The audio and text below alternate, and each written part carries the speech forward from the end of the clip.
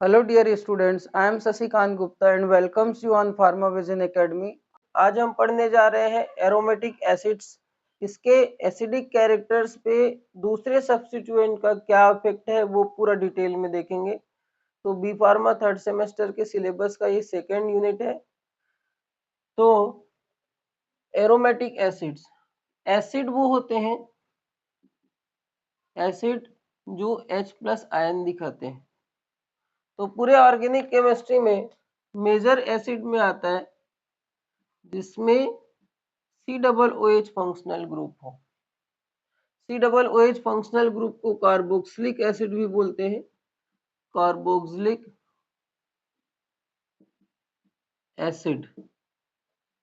जब ये carboxylic acid functional group alkyl group से जुड़ जाए तो उस समय उसको बोलते हैं एलिफेटिक कार्बोक्सिलिक एसिड। जब ये फंक्शनल ग्रुप एराइल ग्रुप से जुड़ता हो, एराइल मीन्स C6H5 या इसको फिनाइल भी बोलते हैं, फेनिल ग्रुप, तो उस केस में इसको बोलेंगे एरोमेटिक एसिड। दोनों केस में आयनाइजेशन से H+ आयंस बनते हैं और इसकी बात करें तो ये हो जाएगा C6H5 COO नेगेटिव आयंस। इसको बोलते हैं कार्बोक्सिलेट आयंस। कार्बोक्सिलेट आयंस में COO में नेगेटिव चार्ज होता है। तो वो कंपाउंड जो H+ आयंस दिखाते हैं वो एसिड होगा और वो कंपाउंड जो आसानी से H+ आयंस दिखाएंगे और ज्यादा क्वांटिटी में H+ आयंस दिखाएंगे, ज्यादा अमाउंट में H+ आयंस दिखाएंगे, उसको भी हम उसको एसिड बोलेंगे, लेकिन उसको स्ट्रॉन्ग एसिड बोलेंगे।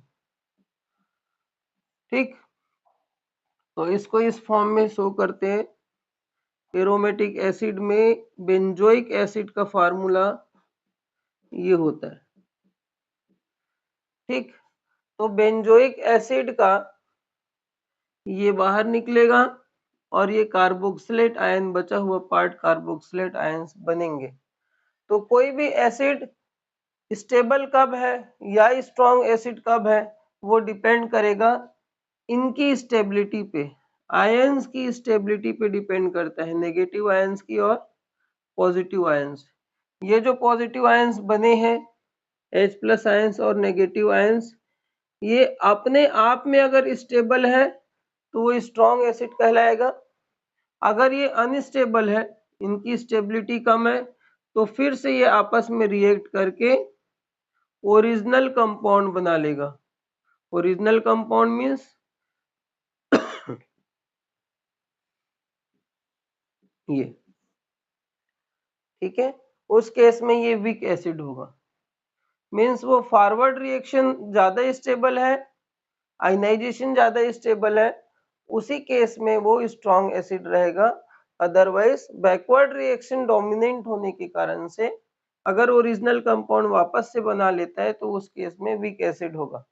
तो एरोमेटिक एसिड में benzoic acid is the most important aromatic acid, ठीक है। और उसकी एसिडिटी कौन कौन से ग्रुप के प्रेजेंस में अफेक्ट होता है वो पूरा डिटेल देखेंगे। Effects on acidity of benzoic acid. तो अफेक्ट्स के लिए दो अफेक्ट्स मैंने हमेशा आपको बताया है। पहला है इलेक्ट्रॉन डोनेटिंग ग्रुप, ऐसा ग्रुप जो बेंजीन रिंग में अपने इलेक्ट्रॉन्स को डोनेट करता हो, 2 इलेक्ट्रॉन्स को देता हो। और दूसरा ग्रुप आपको बताया था इलेक्ट्रॉन विड्रॉइंग ग्रुप, ऐसा ग्रुप जो बेंजीन रिंग से 2 इलेक्ट्रॉन्स को अपनी ओर शिफ्ट कराता हो, इस 2 इलेक्ट्रॉन्स को अपनी ओर शिफ्ट करा ले, उसको बोलते हैं इलेक्ट्रॉन विड्रॉइंग ग्रुप। ठीक, तो कार्बोक्स ये एरोमेटिक एसिड एसिडिटी कैसे शो करता है वो आपको मैं बता रहा हूं, कैसे वो H+ आयन देता है।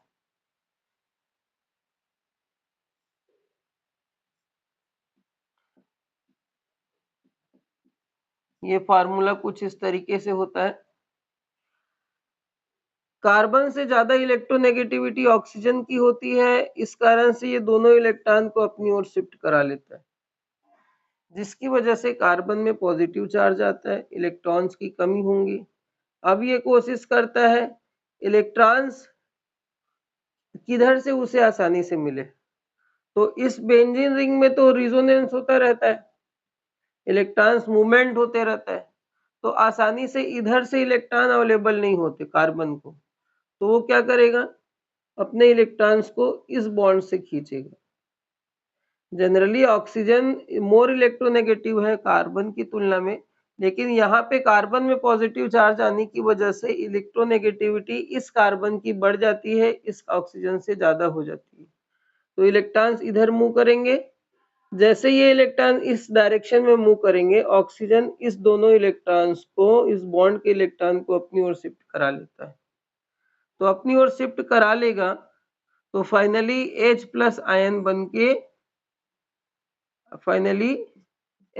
आयन बन के ये निकल जाता है बाहर, और ये बनता है कार्बोक्सिलेट आयन।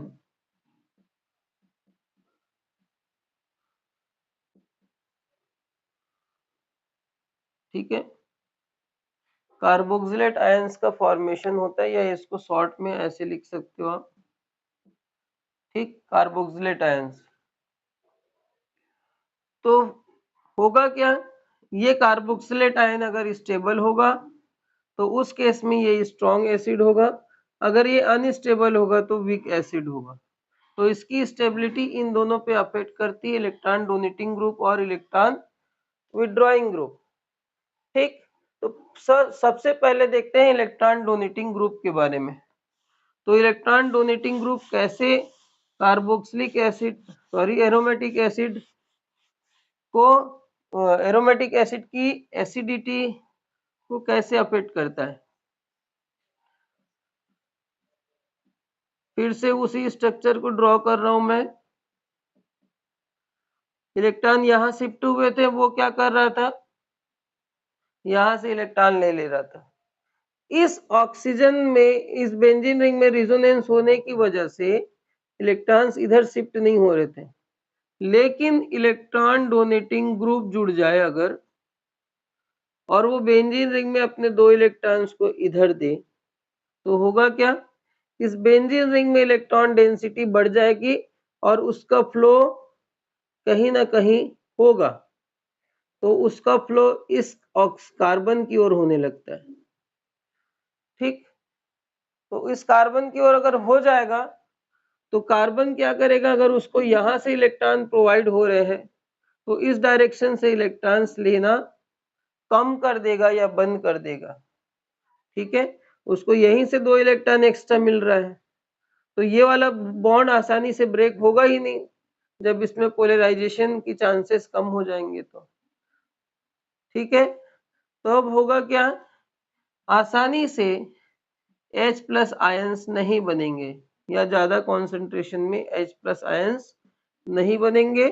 नहीं बनने की वजह से ये एसिड कैरेक्टर पहले की तुलना में कम एसिडिक कैरेक्टर शो करेगा। तो इलेक्ट्रॉन डोनेटिंग ग्रुप की वजह से फाइनली एरोमेटिक एसिड में एसिड बिहेवियर धीरे धीरे कम होने लगता है।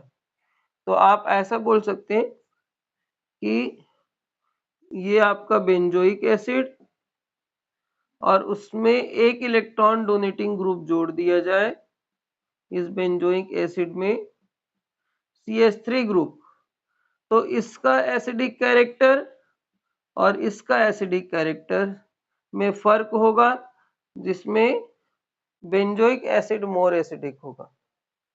ये इलेक्ट्रॉन डोनेटिंग ग्रुप है। अब इलेक्ट्रॉन डोनेटिंग ग्रुप जितना ज्यादा होगा उसका एसिडिक कैरेक्टर उतना ही कम होंगे। फिर से आप एक ग्रुप जोड़ दो,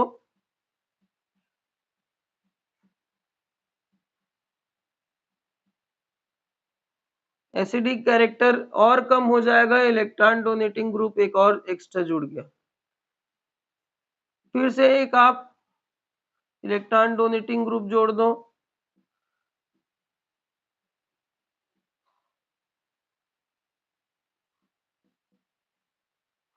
एसिडिक कैरेक्टर और कम हो गया।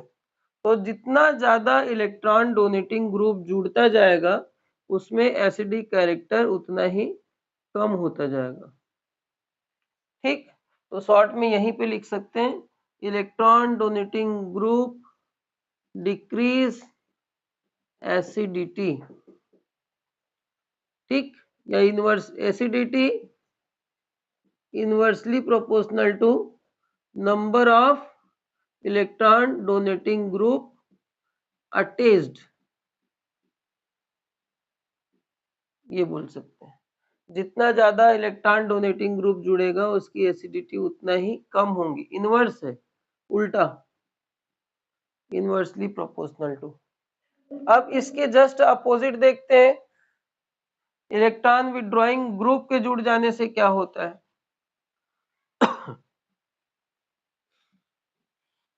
तो इलेक्ट्रॉन विड्रॉइंग ग्रुप ऐसा ग्रुप होता है जो इलेक्ट्रॉन्स को अपनी ओर शिफ्ट कराता है, इलेक्ट्रॉन्स को अपनी ओर शिफ्ट कराता है।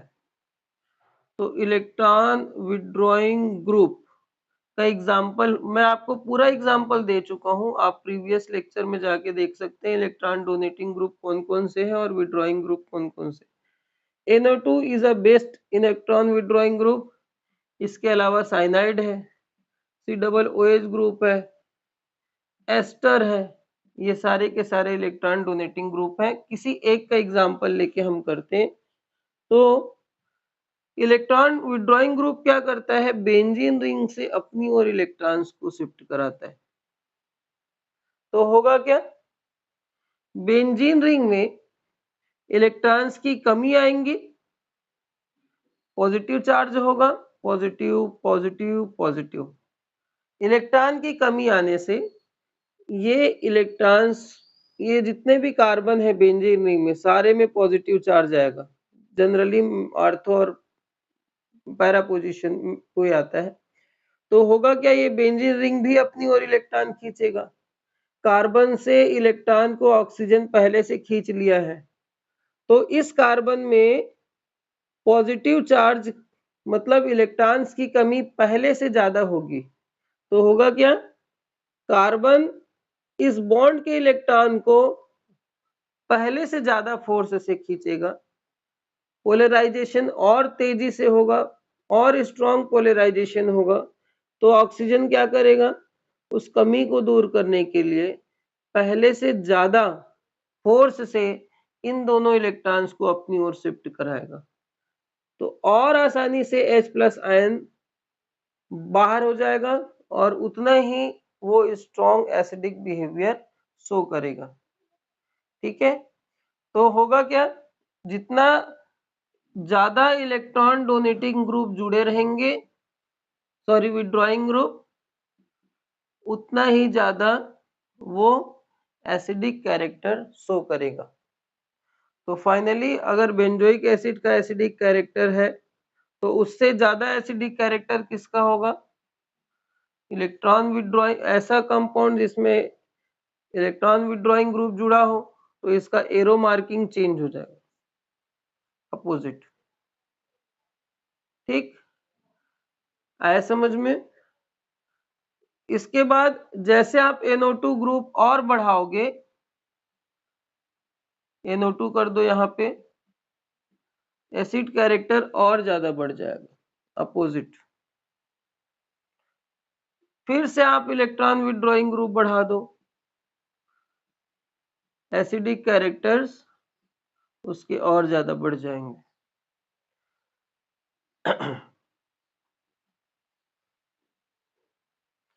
ठीक, तो इलेक्ट्रॉन विड्रॉइंग ग्रुप के जुड़ने से एसिडिक बिहेवियर बढ़ता है। इलेक्ट्रॉन ग्रुप के electron donating group, electron withdrawing group के जुड़ने से एसिडिक बिहेवियर बढ़ता है। जितना ज्यादा इलेक्ट्रॉन विड्रॉइंग ग्रुप होगा उसका एसिडिक बिहेवियर उतना ही ज्यादा होगा। डिस्क्रिप्शन में यही सारी चीजें आपको इंग्लिश में समझानी है या जिस लैंग्वेज में आप पढ़ते हैं।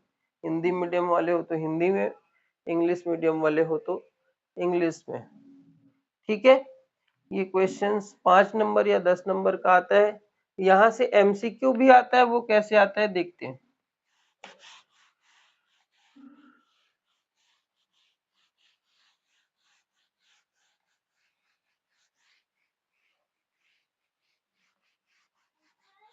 तो इसके एसिडिक बिहेवियर को देखते हैं इसके एमसीक्यूज के, ठीक है।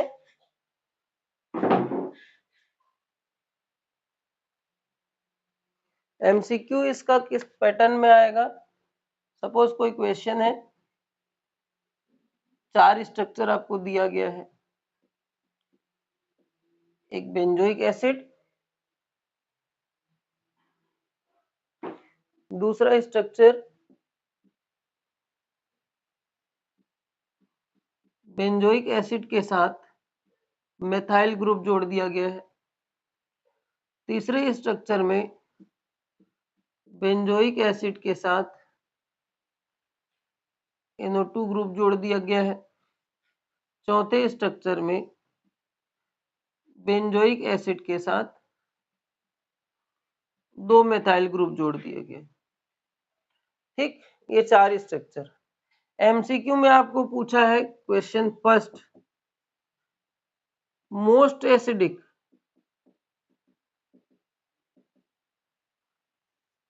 या फिर स्ट्रॉन्गेस्ट एसिडिक कौन है? क्वेश्चन वीकेस्ट एसिडिक कौन सा कंपाउंड है इन चारों में से? इसका numbering 1 A B C D ये 4 कर दिए। क्वेश्चन थर्ड पूछ दिया असेंडिंग ऑर्डर या फिर डिसेंडिंग ऑर्डर, इनका एसिडिक बिहेवियर का डिसेंडिंग ऑर्डर क्या होगा? ये 3 पैटर्न और चौथा आपको पूछ सकता है असेंडिंग ऑर्डर। ये इससे ज्यादा पूछेगा ही नहीं एमसीक्यू में। तो सबसे ज्यादा एसिडिक बिहेवियर वो होगा जिसमें कौन सा ग्रुप जुड़ा होगा? Electron withdrawing group. तो इलेक्ट्रॉन विड्रॉइंग ग्रुप कौन कौन से में जुड़े हैं? सिर्फ इसमें जुड़े हैं इलेक्ट्रॉन विड्रॉइंग ग्रुप।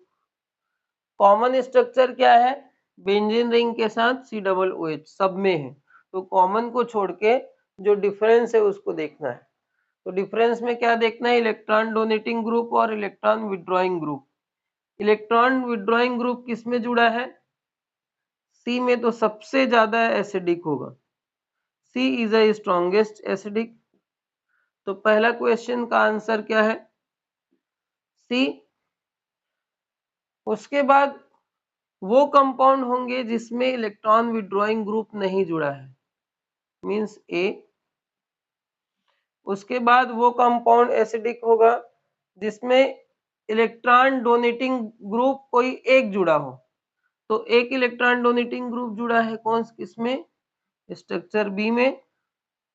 उसके बाद सबसे लास्ट वाला जिसमें ज्यादा इलेक्ट्रॉन डोनेटिंग ग्रुप होगा वो सबसे वीकेस्ट एसिडिक बिहेवियर होगा। तो दूसरा क्वेश्चन का आंसर है D. D is a weakest acid. उसके बाद डिसेंडिंग ऑर्डर, तो यही डिसेंडिंग ऑर्डर है, सबसे ज्यादा एसिडिक, फिर कम एसिडिक, फिर कम एसिडिक, फिर सबसे कम acidic. This is the descending order. और चौथा क्वेश्चन का आंसर क्या होगा? इसका अपोजिट। अपोजिट क्या होगा? असेंडिंग ऑर्डर, सबसे कम एसिडिक, फिर ज्यादा एसिडिक, फिर उससे ज्यादा एसिडिक, फिर सबसे ज्यादा acidic. This is the answer of fourth question. तो इस तरीके से एमसीक्यूज या डिस्क्रिप्टिव्स आते हैं। यहाँ से डिस्क्रिप्टिव में पूरा डिस्क्राइब आपको करना है एरोमेटिक एसिड क्या होते हैं, इसके अलावा एरोमेटिक एसिड वो क्यों दिखाता है, तो आपको एक्सप्लेन करना है कि H+ आयंस के आसानी से रिमूव होने की वजह से एसिडिक बिहेवियर दिखाता है। उसके बाद आपको affects on acidity by presence of substituent, तो इलेक्ट्रॉन डोनेटिंग ग्रुप क्या इफेक्ट दिखाता है, इलेक्ट्रॉन विड्रॉइंग ग्रुप क्या इफेक्ट दिखाता है, और उसके इफेक्ट्स कम या ज्यादा कैसे होते हैं। तो ये सारी चीजें आपको एक्सप्लेन करनी है विथ एग्जांपल, जो मैंने आपको दिया सेम टू सेम कर सकते हैं। Thank you so much for watching. Next lecture में नए टॉपिक के साथ हम मिलेंगे। इस वीडियो को लाइक करें, इस चैनल को सब्सक्राइब करें, बेल आइकॉन को प्रेस करें। Thank you once again, have a nice day.